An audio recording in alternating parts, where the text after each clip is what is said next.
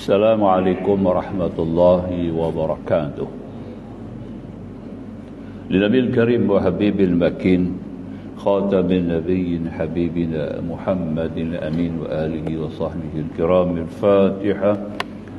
A'udzu billahi minasy syaithanir rajim. Bismillahirrahmanirrahim. Alhamdulillahi rabbil alamin arrahmanir rahim.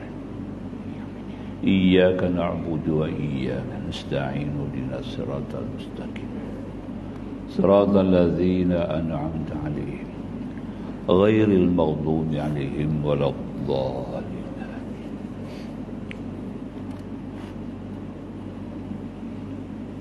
Ya, tashkir jiha. Bismillahirrahmanirrahim.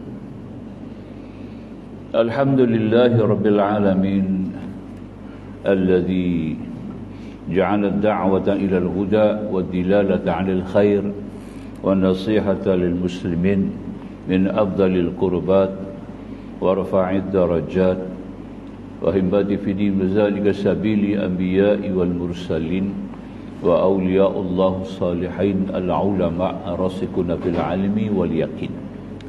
Wassalatu wassalamu ala asyrafil mursalin sayyidina wa nabiyina wa habibina Muhammadin al-amin wa ala alihi wa ashabihi wa azwajihi wa dhurriyyatihi wa ansarihi wa man da'a bi da'watihi ila yaumiddin. Amma ba'du. Subhanaka la ilma lana illa ma 'allamtana innaka antal alimul hakim. Rabbana iftah bainana wa baina qaumina bil haqq wa anta khairul fatihin. A'udzu billahi biwajhil karim sultanihil qadim minasy syaithanir rajim. Rabbi shrah li sadri wa yassir li amri wahlul 'uqdatam min lisani yafqahu qawli. Sadaqallahul azim. Insyaallah kita sambung pada kitab Furu'ul Masail muka surat 241. Ya. Yang ni bawah tajuk soalan solat tunai tetapi niat qada. Dia punya tajuk tu nah. Solat tunai tapi niat qada. Soalan dia. Sekiranya seorang yang mengerjakan solat tunai berniat qada atau sebaliknya, adakah sah? Sembahyang tunai niat qada. Sah salat tunai, yakni adaan dengan niat qada. Begitu juga sebaliknya, salat qada dengan niat tunai jika berlaku dengan tidak disengajakan. Dengan syarat dengan tidak disengajakanlah. Sengaja tak boleh lah. Ada sebab. Ada kaedah yang mengesahkan bila kita sembahyang tunai tapi niat qada. Bukan lagu sembahyang biasa ni. Sembahyang biasa macam kita sembahyang maghrib tadi, tak boleh lah kita niat qada maghrib tu. Tak boleh.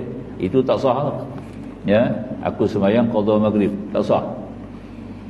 Sebab dia dalam keadaan tidak memberikan apa-apa masalah, tidak timbul persoalan-persoalan yang di mana dia boleh ditukar dengan niat.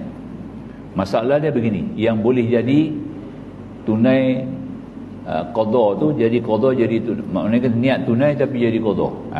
Ataupun niat qada jadi tunai. Al-Imam Barizi dalam membicarakan masalah ini menyebut, sekiranya berlaku seorang tinggal di sebuah tempat selama hampir 20 tahun. Katalah duduk tang ni lah, kita duduk di daerah Kampung Ayat Merah ni 20 tahun. Sembahyang di masjid kita lah. Setiap pagi dia mengerjakan solat subuh setelah yakin masuk waktu. Yakin masuk waktu dia sembahyang subuh. 20 tahun. Kemudian setelah berlalu hampir 20 tahun, baru dia mendapat tahu sepanjang tempoh tersebut ia bersolat subuh sebelum masuk waktu. Maknanya tak sah lah sembahyang dah. Sembahyang tak masuk waktu 20 tahun. Maka Imam Al-Barizi berkata, tidak perlu dia mengqada semua solat subuh dia. Tak payah, dia tak payah qada. Ya. Bahkan memadai ia mengqadha satu waktu solat saja, kerana solat subuh yang dilakukan selama hampir 20 tahun itu adalah mengikut bagi solat yang sebelumnya.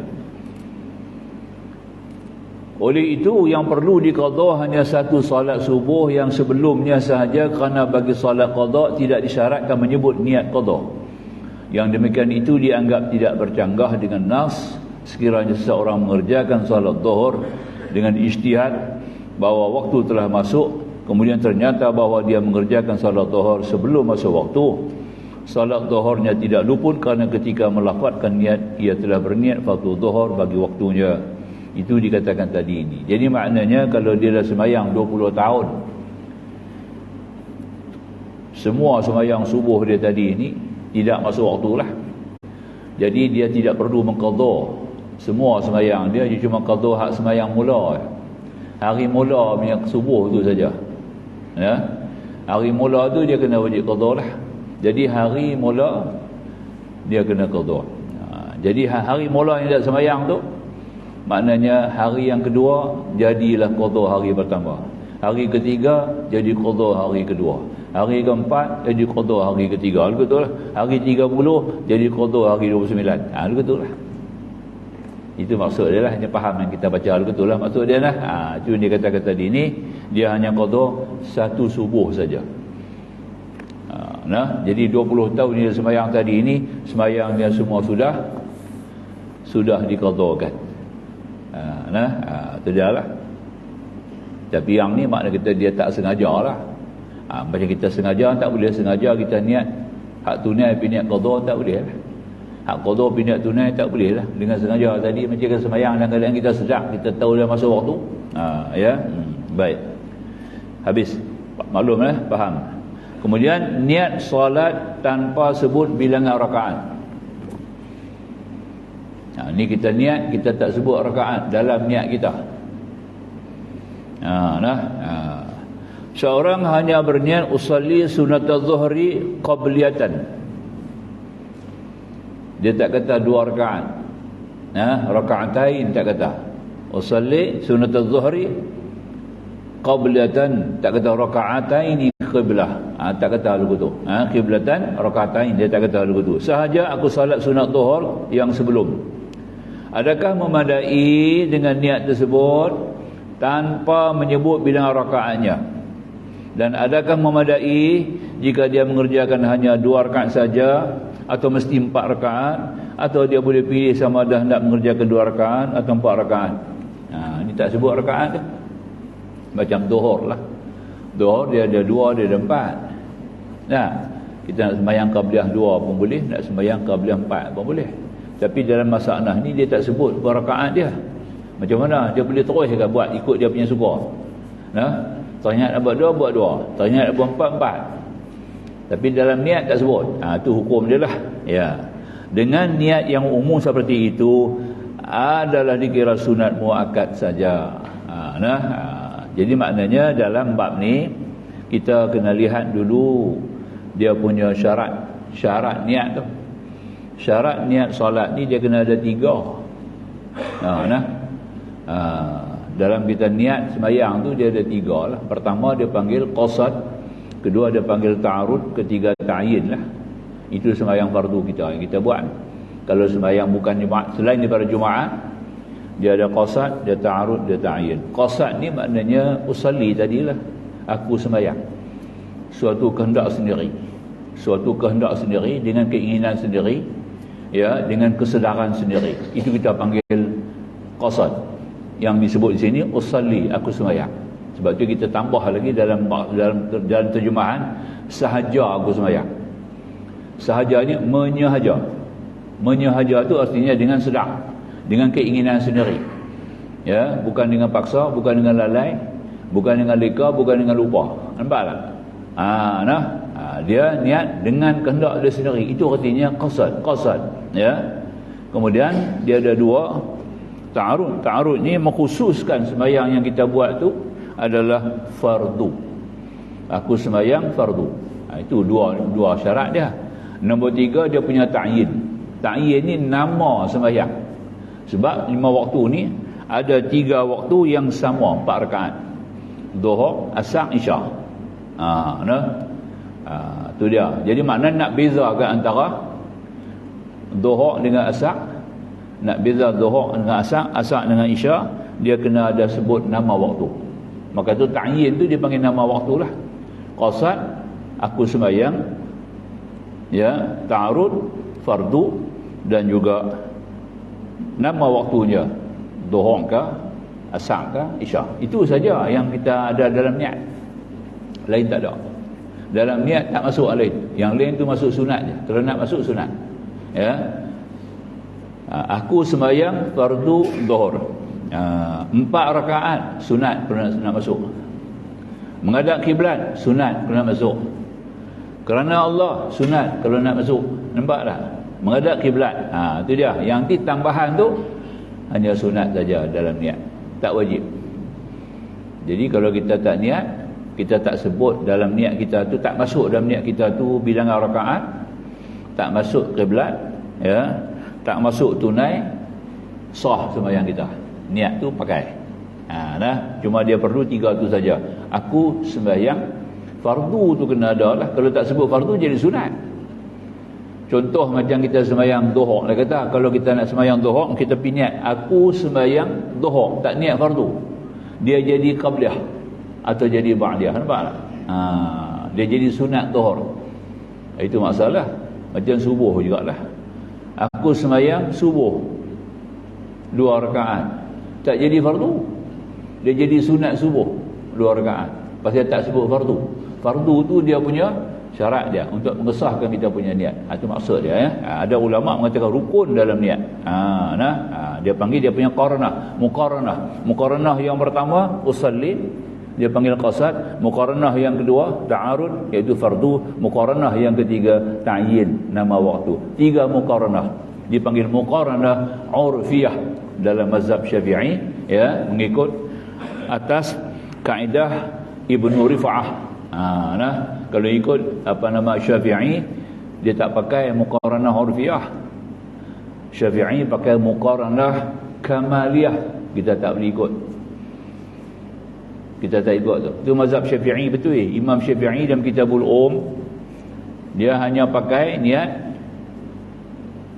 bukan niat urfiyah. Urfiyah ni lazim orang awam punya martabat. Kita martabat orang awam, kita punya tahraf orang awam ni hanya boleh niat urfiyah. Aku sembahyang fardu maghrib, aku sembahyang fardu isya. Habis tu lupa pergi ke mana tak parah. Lepas tu pakai melila lah, otak kita pergi ke lain tak parah. Imam Syafi'i dalam Al-Um, petua dia kena niat kamaliyah. Bila kita sembahyang tu kena niat, kena masuk wajah sembahyang tu sepenuh dalam niat. Main tak? Boleh tak? Daripada takbir sampai bagi salam, 13 rukun tu kena masuk dalam niat. Itu niat kamaliyah Imam Syafi'i. Kita tak pakai yang tu. Imam Ghazali pun fatwa begitu juga. Jadi tok guru dia Ibnu Rifa'ah kata tak boleh. Tak boleh Muhammad, tak boleh. Dia kata, nampak? Orang awam mana boleh niat begitu. Jadi kita tukar, kita ambil yang paling ringan sekali. Urfiyah ni lazim, uruf orang awam boleh buat. Nampak tak? Jadilah kita duduk niat sekarang ni, dipanggil muqaranah urfiyah. Itu yang paling mudah bagi kita. Jadi ada 3 urfiyah tu. Qasad, ta'arud, ta'yin, tu sajalah. Tak payah kita berat-beratkan. Jadi tak perlulah kita panjang-panjangkan. Allahu Akbar, dah masuk 3 cukup. Tak payah kita sebut masuk dia punya niat, dia punya rakaat. Keliru antara salat ba'diyah dan qabliyah. Ini satu soalan pula. Seseorang berniat untuk mengerjakan solat sunat qabliyah apabila selesai mengerjakan solat fardu zuhur. Setelah selesai solat zuhur, dia pun bangun mengerjakan 2 rakaat solat sunat. Tidak berapa lama timbul syak, adakah dia berniat qabliyah atau ba'diyah? Ya, adakah ia ada menyebut salah satu antara keduanya, qabliyatan atau ba'diyatan ataupun tidak? Apakah hukum solatnya? Dia keliru. Dia sembahyang sunat, dia sendiri tak, dia keliru apakah ba'diyah qabliyah. Dia pun tak tahu dia niat yang mana. Yang demikian tidak dikira sebagai qabliyatan maupun ba'diyatan selagi dia tidak ingat apakah diniatkannya. Dia kena. Jadi yang ni kena masuk. Qabliyah, ba'diyah ni kena betul. Jadi bila kita sembahyang, contohnya qabliyah zuhur, kita kena sebut qabliyah, ya, usalli sunnatul zuhur qabliyatan lillahi ta'ala. Aku sembahyang sunat zuhur qabliyah, awalan, dahulu. Nampak tak, ya? Kalau ba'diyah, usalli sunnatul zuhur ba'diyatan. Rakaat tak sebut, tak apalah. Aku sembahyang sunat zuhur ba'diyah. Ba'diyah qabliyah tu kena ada. Kalau dia nak jamak, boleh. Dia tak buat hak qabliyah tu, dia bawa hak qabliyah tu dihimpun dengan ba'diyah. Ni saya tambah lah, bagi tuan-tuan faham lagi, ya. Boleh. Isya boleh, maghrib boleh, zuhur boleh. Nampak tak? 3 waktu ni boleh. Kita boleh buat jamak. Tapi kita tak niat jamak lah. Cuma kita niat sebelum sembahyang tu, sebelum kita nak sembahyang fardu, kita niat siap-siap dah. Aku nak bawa qabliyah himpun dengan ba'diyah. Habis tak payah. Saat ni qabliyah kita tak buat lah. Jadi maknanya qabliyah ada 2, ada 4. 2 tuntut mu'akadah dia kata. 2 tak tuntut, ghairu mu'akadah. Jadi 4 qabliyah. Ba'diyah pun ada 4. 2 yang tidak dituntut, ghairu mu'akadah. 2 lagi tuntut, mu'akadah. Jadi 4 mengapit zuhur. Karena kita boleh pilih nak buat, nak 4 nak campur 4 ke, 4 nak campur 2 ke, 2 nak campur 2 ke. Jamak tu kita punya sendiri lah. Nampak tak? Pandai-pandai lah kita, ya. Tapi boleh jamak, boleh tolak yang awal tu, kita tunda pergi ke belakang. Tapi hak belakang tarik mai awal tak boleh. Jadi kita sembahyang terus lah zuhur. Ini memberi kesempatan kepada orang yang masuk masjid lambat. Imam angkat-angkat takbir dah sembahyang zuhur dah, dia tak ada nak buat sunat lah. Orang ni dia kena niat, dia tangguh, aku bawa qabliyah kepada ba'diyah. Niat begitu ya, aku bawa qabliyah zuhur kepada ba'diyah. Dia terus sembahyang dengan jemaah dengan imam.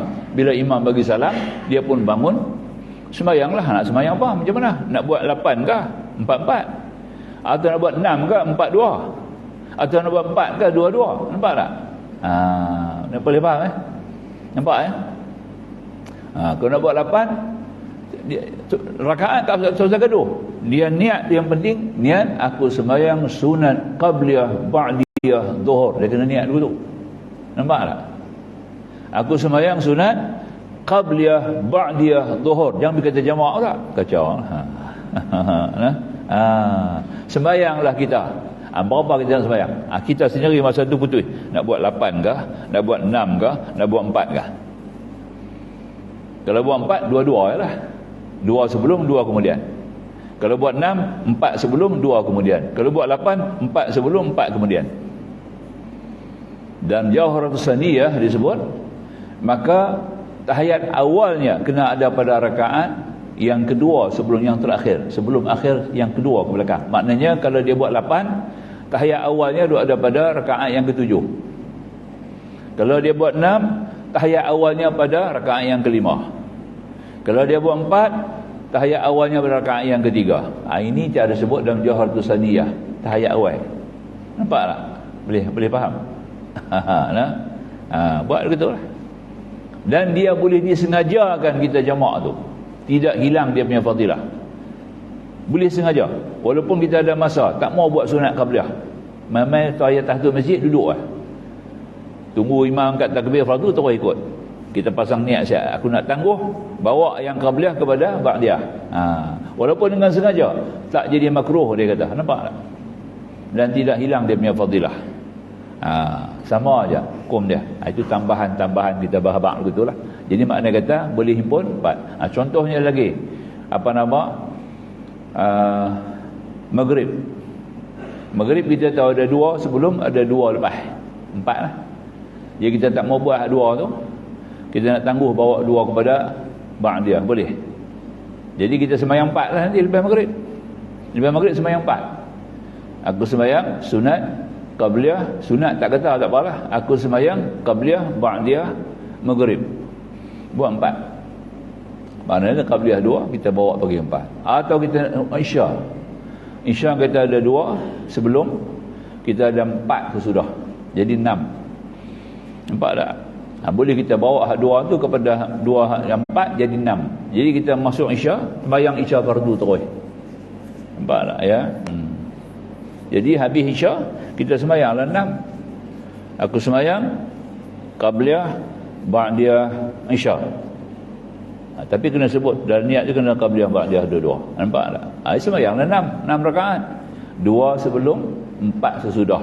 Gabung jadi 6. Jadi tahiyat awal duduk pada rakaat yang kelima. Itu cara dia. Ini kaedah-kaedah yang dipakai dalam mazhab Syafi'i ya. Mazhab Syafi'i pakai lagu tu. Keterangan-keterangan ni memang sudah jelas, tapi oleh kerana kita tak dengar benda-benda ni lah, tak di highlight pun perkara ni dalam kuliah-kuliah, jadi banyak orang tak tahulah perkara ni. Baik. Itu di antara yang kita nak faham, tuan-tuan. Boleh. Baik. Sambung lagi. Niat solat tanpa menyebut nama solat dikerjakan. Maknanya tidak ada ta'yin. Qasad, ta'arud, ta'yin. Ta'yin tak ada. Nama sembahyang dia tak sebut. Macam mana? Tak pakai. Jadi mutlak. Jadi mutlak. Adakah dikira sah seseorang yang mengerjakan solat fardu subuh dengan menyebut fardu zuhur, atau ia menyebut saja aku solat fardu fajar, atau katanya saja aku solat yang ada ganjaran pahala? Nampak? Ya? Atau ia hanya menyebut sahaja aku mengerjakan solat yang ada kunut. Ya? Bagaimana pula dengan solat sunat yang diniatkan dengan fardu? Mengikut kaul yang mu'tamad, setiap solat fardu mesti niatkan fardu subuh, fardu zuhur dan seterusnya. Ta'yin kena ada. Kena sebut ta'yin dia. Ta'yin tu nama waktu. Subuh kena sebut subuh. Dia tak boleh sebut qiyas dia. Dia punya qiyas tak boleh. Aku sembahyang fardu yang ada kunut. Nampak tak? Ya. Usalli farda ma'a kunut. Tak boleh. Tak sah. Tak. Sebab kunut ni ada juga pada sembahyang yang bukan subuh. Yakni kunut nazilah. Keadaan sekarang ni memang masih boleh buat lagi kunut nazilah tu, sebab kita masih lagi dalam epidemik COVID, ada lagi duduk berjalan kan. Kita masih ada lagi urusan mana perkara yang diartikan dengan balak, masih lagi ya, masih lagi terlibat dalam kehidupan kita sekarang ini. Maka itu kita masih lagi terikat. Maka tu sembahyang ni boleh baca kunut lagi. Kita nak buat kunut waktu-waktu biasa pun boleh. Kena sebab ada sebab. Jadi niat tak boleh pakai lain, tak boleh kias, tak boleh ganti dengan apa-apa kalimah lain, melainkan dia kena masuk dengan nama waktu. Kalau zuhur kena kata zuhur, niat kena masuk zuhur. Ta'yin tu adalah rukun paling penting. Baik. Kemudian solat untuk dapat pahala atau hindari neraka. Seseorang mengerjakan solat dengan niat untuk mendapat ganjaran pahala daripada Allah Ta'ala atau bertujuan untuk mengelak daripada siksa api neraka. Adakah solatnya kira sah ataupun tidak? Mengikut Syekh Al-Imam Fakhrul Razi, solatnya tidak sah. Apakah pendapat tuan? Ini jawab kita punya Al-Alamah Syekh Daud Al-Fatani jawab. Mengikut kaul yang mu'tamad, mengatakan solatnya dikira sah, selesai. Habis. Mengikut pendapat Syekh Ibn Hajar, kitabnya Tuhfatul Muhtaj nama kitabnya, ada menyebut, apabila seseorang berkata, kalau kamu mengerjakan salat, saya akan beri kamu 1 dinar, lalu dia pun bersolat dengan niat untuk mendapatkan 1 dinar tersebut, atau dengan niat untuk menyelesaikan hutang, sah salatnya. Sah. Jadi dia sembahyang pasal 1 dinar lah kan. Dia sembahyang pasal 1 dinar kan. Pasal 1 dinar sembahyang tu.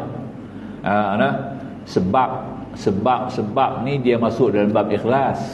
Itu bab hati, bab ikhlas, dia tak masuk bab hukum. Nampak tak? Soal buat kenapa tu, ini bukan soal hukum. Dia tak masuk soal hukum. Dia bukan hukum fiqh. Dia masuk dalam bab tasawuf. Ya. Bab keikhlasan atau riak, antara dua. Jadi makanya yang kata tadi ni orang sembahyang kerana nak syurga. Sebab Nabi ada kata, kalau bukan kerana syurga, tidak akan ada orang beramal ibadat di atas muka bumi ini. Nabi kata sendiri. Nampak? Hadis sahih. Kalau bukan kerana syurga, tidak akan ada orang yang beramal. Nampak tak? Nabi kata sendiri. Jadi maka ulama mengikut Imam Ghazali, dia bahagikan ikhlas itu kepada tiga. Pertama ikhlas abidin, dia panggil abidin. Ini ikhlas abidin Ikhlas abidin ni dia buat pasal ada pasal. Aku sembahyang pasal nak syurga. Nampak tak? Dan terhindar pada neraka. Sebab Allah sendiri janji syurga kepada orang sembahyang. Nampak tak? Ya. Walladzina hum 'ala salawatihim yuhafizun. Yakni mereka orang yang melihara semua sembahyang. Orang yang beriman ni dia akan pelihara semua sembahyang. Ya. Alladzina rithuna al-firdaus, mereka akan mewarisi firdaus. Hum fiha khalidun, kekal dalam selama-lamanya. Tuhan sendiri sebut orang sembahyang masuk syurga, maka dia mau syurga lah, apa salah? Nampak tak? Ya, Allah sendiri meletak dekat dia.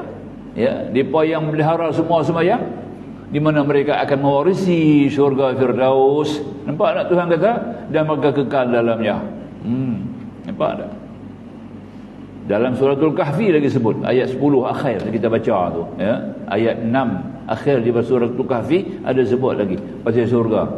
Jannatul firdaus khalidina fiha. Mereka kekal dalamnya lagi. Maka itu kita sembahyang pasal syurga tak salah. Dan menghindar daripada neraka memang tak salah. Memang itu pun Tuhan letak bagi kita. Nampak tak? Tak sembahyang masuk neraka. Maka tu sembahyang supaya tak masuk neraka. Maka itu dia masuk ikhlas juga. Dikira sebagai ikhlas. Dia panggil ikhlas apa? Ikhlas abidin. Tapi dia rendah lah. Ikhlas ni masih rendah. Kita kena angkat. Kena upgrade dia lah. Pada naik tingkatan kedua. Tingkatan kedua dia panggil ikhlas. Ikhlas muhibbin. Ikhlas semata-mata kerana dia buat ibadat ni sayang kepada Allah. Nampak tak? Bukan pasal apa, pasal sayang. Nak balas cinta kasih sayang Allah tu. Nampak tak? Di sini ada nama syukur dia panggil. Nampak tak? Itu mana syukur tu? Yang kata Nabi sembahyang sampai bengkak kaki kan. Isteri Ummul Mukminin Aisyah kata, ya Rasulullah, sampai bengkak kaki-kaki ni kan Allah telah mengampunkan dosa Tuhan yang dulu yang kemudian, ya. Maka itulah Nabi kata, pasal Allah ampun aku, Allah bagi kat aku segala nikmat, maka aku nak bersyukur. Inilah cara-cara aku nak bersyukur kepada Allah. Jadi ibadat aku buat ini sebagai tanda syukur. Apakah salah aku jadi seorang hamba yang bersyukur kepada Allah? Jadi tingkatan yang kedua ni, tingkatan muhibbin, dia panggil orang yang sayang kepada Allah. Sebab kita tahu nilai ibadat yang Tuhan bagi ini sesuatu yang merupakan anugerah yang cukup tinggi dan bernilai. Kalau orang faham betul-betul buat sembahyang ni kan, tahu nilai sembahyang ni, baru dia tahu rupanya sembahyang ni bukan satu beban, bukan satu taklif, tapi dia merupakan satu anugerah, rahmat Allah yang cukup besar untuk kita. Nampak tak? Kebahagiaan dunia dan akhirat ada dalam solat. Itu dia. Nampak tu, ya? Itu dia. Ya. Kecemerlangan kita, kebahagiaan kita, ya, ada dalam solat. Keutuhan kita, keanggunan kita, keunggulan kita ada dalam solat. Nampak tak? Keistimewaan kita, kelebihan kita, ketakwiman kita, kesempurnaan kita ada dalam solat. Orang nampak dulu tu, kita nak balas cinta kepada Allah. Maka tu ulama-ulama yang faham ni sampai ke situ, dia ganda-gandakan ibadat solat sampai beribu-ribu rakaat. Nampak ada sembahyang. Sebab dia tahu ini anugerah. Anugerah yang cukup tinggi nilai. Pasal apa kita nak tinggal? Jadi tingkatan yang kedua ni dia panggil tingkatan ikhlas muhibbin. Itu bagus. Naiklah kita. Nah, kita buat kerana kita sayang kepada Allah, sebab Allah melimpahkan kasih sayang kepada kita, antaranya dengan menghantar sembahyang tu tanda Tuhan sayang kat kita. Bukan Tuhan nak tekan kita. Kalau orang tak nampak ni, dia kata taklif satu beban, ya. Allah rasa berat. Lepas tu dia kata wa innaha lakabiratun ila 'alal khashi'in. Sembahyang tu berat. Kecuali biar orang yang khusyuk. Orang yang khusyuk ni tahulah kita sembahyang tu apa. Dia tahu sembahyang satu nilai anugerah daripada Allah, sebagai satu limpahan rahman dan rahim Allah, sebagai satu limpahan kasih sayang Allah kepada hamba. Tuhan suruh kita sembahyang pasal dia sayang kita. Nampak tak? Rujuk pula kepada hakikatus solat, hakikat dia pula. Baru kita nampak hakikat solat tu adalah menzahirkan hajat. Allah nak kabul hajat kita. 5 kali raja panggil menghadap dia cukup kemas. Mana ada raja dunia panggil 5 kali sehari? Semua hidup sekali pun tak ada apa ada. Tak panggil, tak pernah panggil pun lah. Ini Allah, Malikul Mulk. Raja berkesalahan raja. Panggil hamba dia 5 kali, mai istana aku, mai jumpa aku, mai minta aku nak bagi. Itu dia, nampak tak? Maka tu dia kata hakikatul salah izharul haja li khubairi salah. Nampak tak? Sembahyang itu adalah semata-mata menzahirkan hajat kepada Allah. Kita nak bawa kita punya hajat kepada Allah, kena melalui sembahyang lah. Nampak? Sebab tu dada wajib kena menghadap kiblat, yang lain tak apa. Nampak? Sebab dalam isi dada tu ada hajat kita. Nampak? Faham? No. Dia kena tengok sampai ke situ, baru kita nampak, baru ada reti, ya, baru sedap interaksi dengan Allah. Munajah panggil munajah, ya, itu dia. Boleh itu satu. Jadi makanya apa yang disebut oleh musannif itu dia, ya. Baik. Ya, yang ketiga yang paling tinggi sekali, ikhlas muqarrabin. Itu paling tinggi, ya. Ikhlas yang pertama abidin, ikhlas yang kedua muhibbin, ikhlas yang ketiga muqarrabin. Muqarrabin ni makna kata tak ada apa lah kat dia, semua Allah. Angkat tangan ni bukan aku, rukuk bukan aku, sujud bukan aku. Nampak tak? Dia balik kepada tauhidul af'al, kembali kepada wajah Allah. Yang dia nampak semua wajah Allah. Itu cerita Nabi Musa tu yang Allah kata Allah Ta'ala tajali nama dia, ya, tawajuh kepada Allah. Tawajuh dia punya sifat hanya kepada bukit Tur Sina, habis runtuh bukit-bukit tu, pingsan Nabi Musa. Nampak tak? Jadi kita ni adalah wajhullah, wajah Allah kita ni. Sebab tu kita bila baca Iftitah, Imam Syafi'i pilih doa Iftitah tu banyak. Doa Iftitah ni ada 8 mengikut hadis Nabi, mengikut riwayat daripada hadis Rasulullah, ada 8 riwayat baca sirah bacaan doa Iftitah ni. Yang kita baca tu baru 2, ada 6 lagi kita tak baca. Yang kita baca tu 2 baru. Nampak tak? Ya, itu dah. Jadi maknanya dalam doa Iftitah kita sebut apa? Wajjahtu wajhiya lillazi. Itu dia panggil tawajuh. Tawajuh kepada sifat-sifat Allah yang kata aku sembah Tuhan ni, sembah sifat dia lah. Nampak tak? Bukan sembah zat dia. Nampak tak? Sebab zat dia bukan macam kita. Dia kena ada benda di depan kacau lah. Zat Allah tu nafsiyah. Macam mana boleh ada di depan kita? Nampak tak? Sebab dia kata wujud. Ulama sebut ni sifat 20. Wujud tu adalah sifat nafsiyah. Duit sikit tu lah. Nak kena faham betul-betul ni. Nak mengaji sifat 20 sampai ke situ kita kena faham. Baru ada hubung relate dengan ibadat kita. Yang kita menghadap Allah tadi ni atas wajah, wajuhun. Nampak tak? Wajah Allah artinya zahir atas 4. Wajah Allah zahir atas 4 sifat. Pertama sifat kudrat, iradat, ilmu hayat, 4 sifat. Itu sifat ma'ani. Memberi makna, makni memberi makna. Nampak tak? Bahawa Allah tu wujud dengan 4 sifat, wajah dia 4. Kudrat dia kita sendiri, boleh bergerak, boleh tangan, boleh angkat semua. Itu kudrat Allah, bekas. Nampak tak? Bekas kudrat Allah berlaku wajah kita. Nampak tak? Ya? Mana ada kudrat kita boleh buat sembahyang? Kudrat Allah. Kalau kata aku sembahyang, Allah pun sembahyang, 2 kuasa lingkuplah kita. Nampak tak? Nampak tu? Kalau sudah ada kudrat, mesti ada kehendak. Mana boleh ada kudrat tak ada kehendak? Nampak tak? Ya? Boleh pegang benda dengan 1 jari ya? Dia kena ada 2 jari. Sebab tu Nabi kata, inna quluba bani Adam min usbu'ain min asabi'ir rahman. Hati anak Adam berada antara 2 jari daripada jari-jari Allah. Nampak tak? Makna kata kudrat iradat pegang. Kudrat saja tak jadi kena ada iradat. Iradat saja tak jadi kena ada kudrat. Dua-dua gabung. Macam kita nak pegang barang pun kena pegang 2 jari. Paling tidak 2 jari. Nampak tak? Itu dia. Cantik hadis Nabi itu Padam. Siapa ada padam? Bateri. Weak. Itu dia itu lah. Itu kita nak faham sahaja kita sebut lah ya. Jadi maknanya ikhlas yang tertinggi, ikhlas muqarrabin ni maknanya tidak ada, sudah lenyap habis. Kita telah fana dalam baqa Allah Subhanahu wa taala. Nampak tak? Tidak dah. Inilah tingkatan yang paling tinggi, maknanya tidak ada lagi dah makam yang tinggi. Ini ikhlas 3. Jadi kita bercakap ni bab yang kita semayang baca sekarang ni, Dia masuk dalam ikhlas yang bawah sekali lah, nombor 3. Ikhlas abidin. Nampak tak? Give and take, orang putih kata. Nampak tak? Ada ubi, ada talah.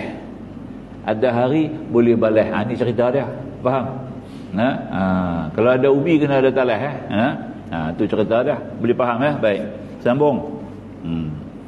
Kemudian masuk kepada rukun yang kedua, takbiratul ihram. Tadi bab niat je. Dalam bab niat mazhab Syafi'i ada 70 bab. 70 bab niat dalam mazhab Syafi'i. Paling banyak 4 bab mazhab dia Imam Syafi'i 70 bab niat saja. Kau nak mengaji tu dia. Sambung. Jadi bila datang tu saya kait sikitlah soalan tentang syuruk boleh Ustaz sebut sikit sembahyang syuruk ni orang pasti keliru. Syuruk baca dengan qaf jangan baca dengan kaf kalau dia kaf dia sembahyang syirik pula. Aku sembahyang sunat syirik kacau Syuruk ni masyrik, maknanya kata matahari naik. Syuruk tu matahari naik. Kita kena faham tuan-tuan, lebih sebelum kita nak faham waktu syuruk ni, faham waktu sembahyang tu dia ada 5 yang diharamkan Allah pada setiap hari. Ada 5 waktu. 5 waktu diharamkan Allah. Kita sembahyang sunat yang tidak bersebab dahulu. Faham?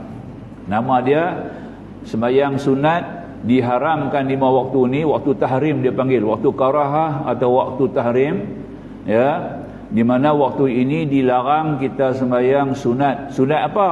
Bukan semua sunat. Sunat yang bersebab dahulu boleh. Sebab yang sunat yang tak bersebab dahulu tak boleh. Nampak tak? Sembahyang sunat yang bersebab dahulu saja yang boleh sembahyang dalam 5 waktu haram ni.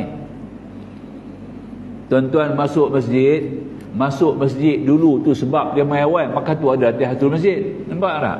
Faham? Tu dia. Sembahyang tahiyatul masjid boleh bila-bila waktu pun boleh. Pasal kita sembahyang bila kita kena masuk masjid dulu. Dia kena sebab dulu. Ni tak masuk masjid, sembahyang tahiyatul masjid tak boleh tak masuk boleh. Faham tak? Sunat uduk, ambil uduk dulu. Sebab tu uduk main dulu, baru boleh sembahyang sunat uduk. Bila-bila pun boleh sembahyang sunat uduk. Tak ada pantang. Nampak tak? Nampak tak makna dia? Sebab dulu tu mustahak mahal. Tu dia. Tu dia lah.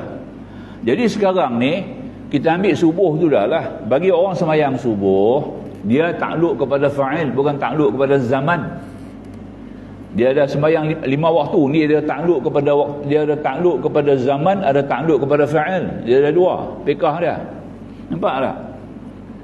Yang dia takluk sembahyang subuh ni, lepas sembahyang subuh dia takluk kepada fa'il. Siap kita bagi salam, jatuh salam yang kedua, baki waktu tu adalah haram. Nampak tak? Tak kira pukul berapa kita sembahyang subuh lah. Orang sembahyang awal lah mari waktu haram dia. Dia sembahyang lewatlah waktu haram dia. Nampak tak? Dia bergantung kepada salam yang kedua. Subuh, Assalamualaikum warahmatullahi wabarakatuh. Bila bagi salam ada baki lagi sebelum matahari terbit. Dia bagi salam jam berapa? Sampai matahari terbit tu adalah waktu tahrim dia panggil. Waktu tu tak boleh sembahyang sunat yang tak bersebab dulu. Nampak tak? Tengok tu. Yang kena faham dulu tu.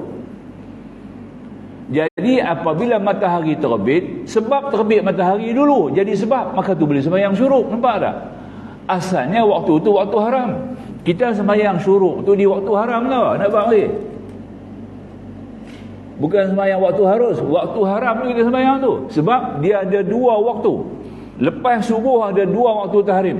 Pertama lepas bagi salam, baki waktu hingga terbit matahari. Bukan berapa syuruk sekarang? Waktu syuruk 7 berapa?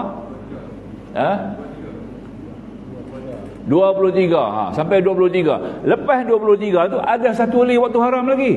Dia takluk kepada zaman, bukan takluk kepada fa'il. 28 minit lagi kena campur. Jadi ada 2 waktu situ. Satu waktu terbit matahari, itu bahasa fa'il, perbuatan. Bagi salam subuh, baki subuh tu waktu tu sampai 7.23. Itu waktu tahrim yang pertama. Nampak tak? Tu dia. Lepas sampai 23, dia sambung satu lagi waktu tahrim yang kedua. Nampak tak? Sampai masuk waktu duha dia panggil.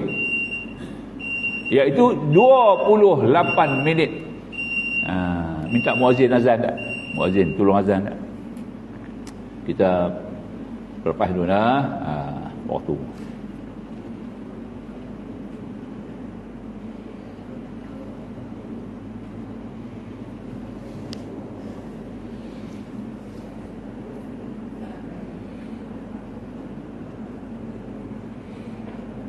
Syat.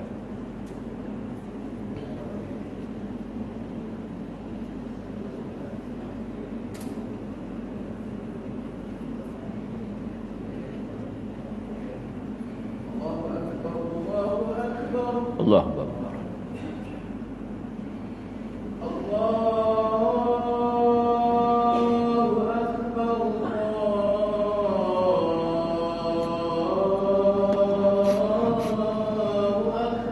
Allah.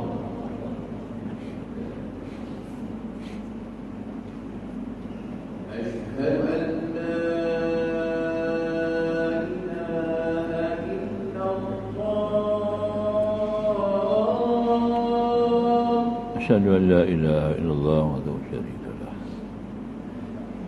أشهد أن لا إله إلا الله.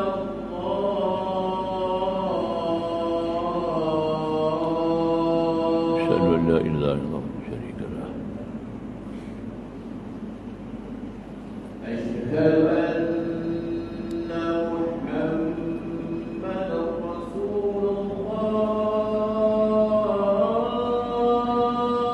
أن محمدا عبده ورسوله رضي. أشهد أن محمدا رسول الله.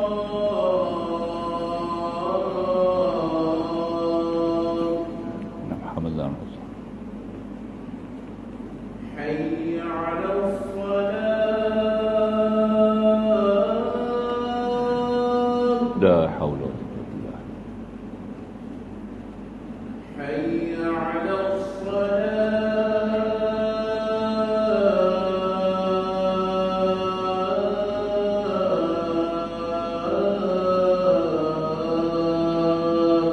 لا. حي على الفلاح.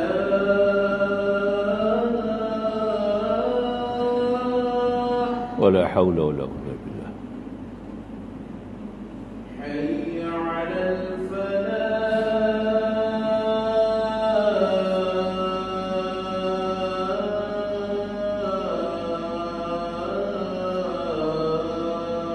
لا حول ولا قوة بالله.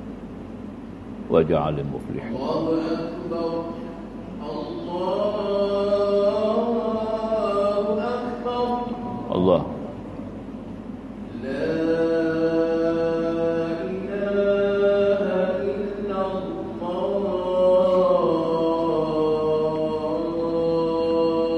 لا إله إلا الله محمد رسول الله إذا جل جلاله وكرمه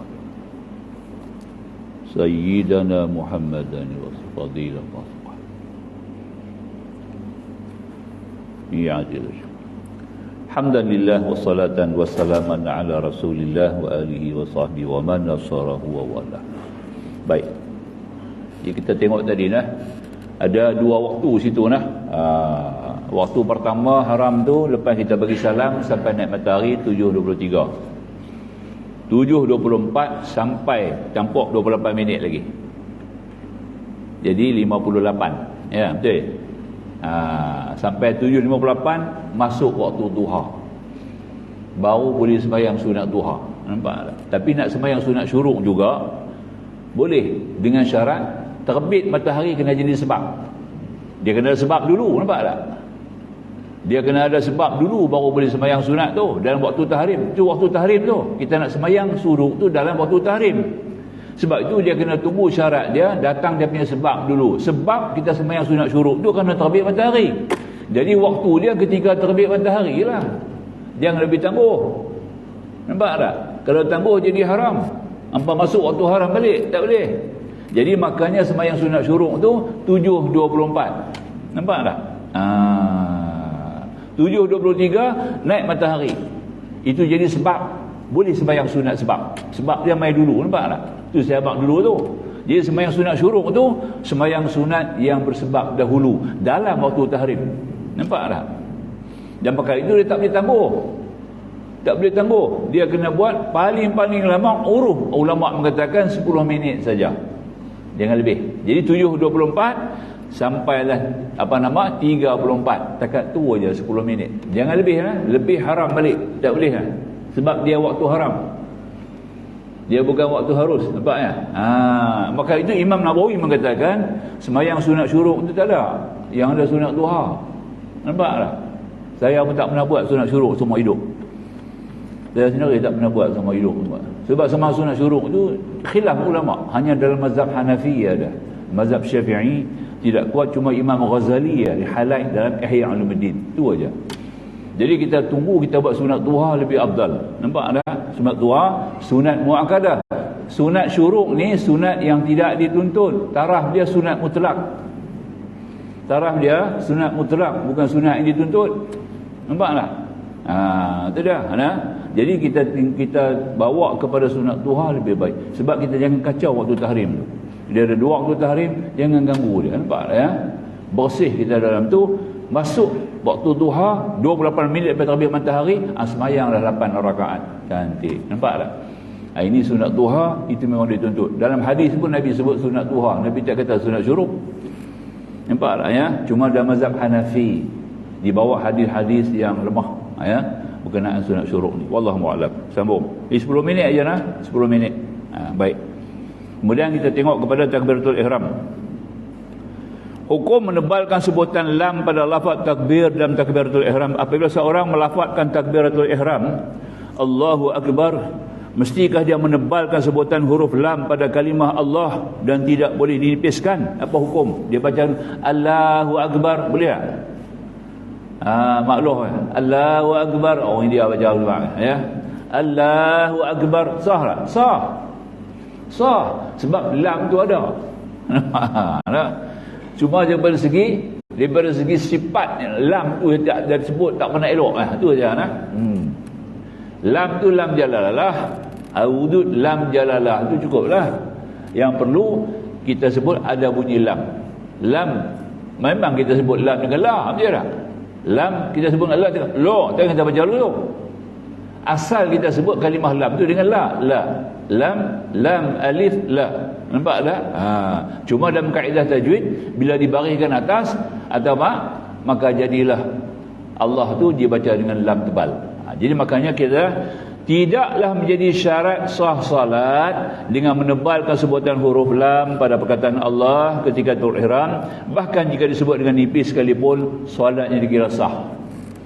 Tapi Tok Imam tak boleh no? Kacau, kecuali Tok Imam India lain lah. Kita pergi satu masjid, tak ada siapa, Tok Imam tu aja lah. Allahu Akbar, boleh lah. Jangan perakah ikut dia nah. Boleh. Lam dia betul. Dah. Itu dah. Sebab lam ni ada 2. Kalau baris bawah dibaca dengan lillahi la. Kalau dengan baris depan atau baris atas kita baru tebalkan. Itu maknanya sifat lam itu semua sifat dia apabila bergabung, nampak tak? Dengan kalimah dengan huruf-huruf yang lain dan serta diberi baris, barulah dia jadi tebal. Asal kalimah huruf lam tu dia memang dia bunyi dengan sebutan lemah. Lam tu memang huruf lemah pun. Lam tu masuk dalam kumpulan huruf dhaif yang lemah, bukan adhaaf, dhaif. Tu dapat qiraah pula tu yang kena faham tu ya. Dia maknanya tidak ada masalah kalau dibaca dengan Allahu Akbar. Tu pernah saya pun pernah ikut satu masjid. Tak ada siapa duk ada pun ya. Kita pun dia tak kenal. Duk ada dalam tu, nampak tak? Agak boleh dia lah kau dah. Pergi ke depan. Allahu Akbar. Dan orang kata, "Ustaz, macam mana boleh ikut lah?" Ikutlah. Ikut. Betul lah tu. Tak jaga dua. Tu dah. Menjarakkan lafaz Allah dan Akbar ni putus. Allah Akbar. Macam mana? Tu takbir betul pula lah. Itu maksud dia tu. Jika seorang memisahkan kalimah Allah dan Akbar ketika takbiratul ihram sekadar diam sekejap sekana secara sengaja, bukan kerana hendak bernafas dan bukan kerana terputus nafas, adakah perbuatan demikian boleh merosakkan solat? Allah tu kena sambung Allahu Akbar. Tapi di sini dia putus Allah Akbar. Dia baca lagu tu. Boleh ke tak boleh? Allah Akbar. Jika perceraian itu hanya dalam jarak masa sekejap saja, tidak dinamakan panjang pada uruf, cuma sekadar bernafas atau terputus nafas, maka tidaklah menjejaskan solatnya walaupun bukan bertujuan untuk bernafas dan tidak pula berputus nafas. Betul boleh. Dia boleh. Makna kata dia kalau tidak terputus dengan jarak yang lama lah. Allah Akbar. Tu dah. Nampak tak? Tapi dia wakaf dalam tu. Allah tu dia kena wakaf. Dia kena wakaf ha tu. Kalau tak wakaf tak boleh. Nampak tak? Allah Akbar. Tu dah. Nampak tak? Dia putus lam tu tapi dia tak zahir ha tu dengan terang. Nampak tak? Sah. Boleh baca dulu tu. Boleh kalau putus lama tak boleh lah. Tu yang kata tadi ni antara yang diberikan izin.